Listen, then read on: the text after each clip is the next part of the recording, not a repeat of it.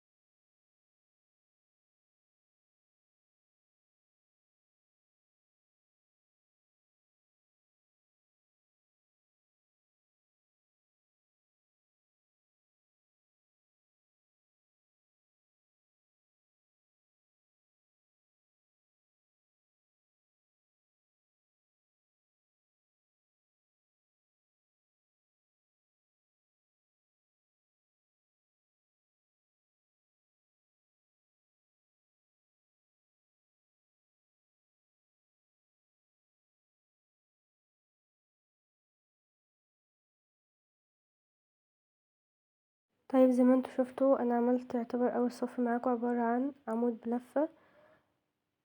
برتفع 3 سلاسل وابدأ الف الشغل بتاعي، وهبدأ اشتغل معاكم حاجة اسمها بريد امامي وبريد خلفي.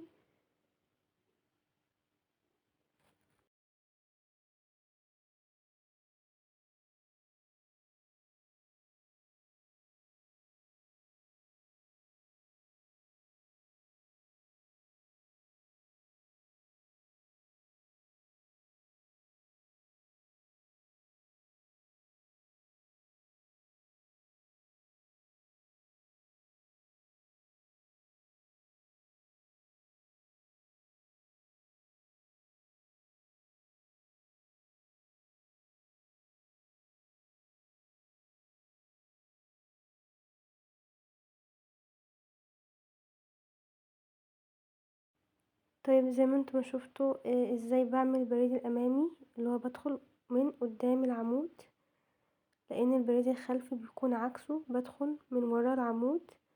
بعمل 5 بريد امامي و4 بريد خلفي. تمام اهو، ده البريد الخلفي. بدخل فيه من ورا الشغل، بعمل عمود عادي جدا، بس بدخل فيه في قفا الشغل زي ما انتوا شايفين، وببدأ اشتغل العينة بتاعتي. والبريد الامامي عكسه، بدخل من قدام العمود من برا. تمام.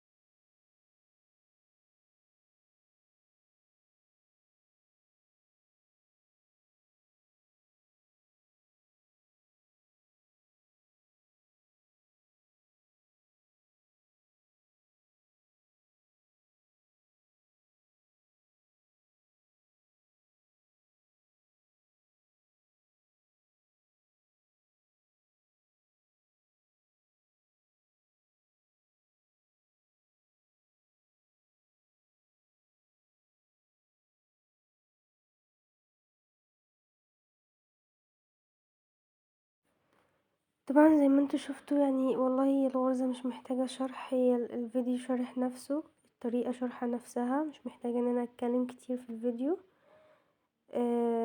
بنعمل بريد أمامي، بنبدأ بقى كل مرة ألف الشغل، والبريد الأمامي باشتغل عليه بريد أمامي، والبريد الخلفي باشتغل عليه بريد خلفي، لحد ما اوصل لحجم القطعة اللي أنا محتاجاها، وباجي عند مثلا العمود بعمل فوقيه عمود.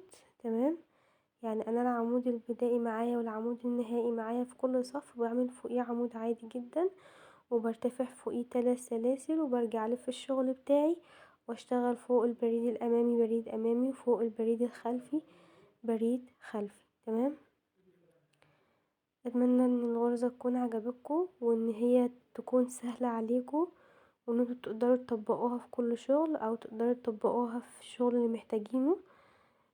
واتمنى ان انتوا تكونوا اتفرجتوا على الفيديو لحد النهاية. ما تنسوش تشتركوا في القناة وتفعلوا الجرس عشان يوصلك كل جديد، قناة وفي الكروشيه. السلام عليكم ورحمة الله وبركاته.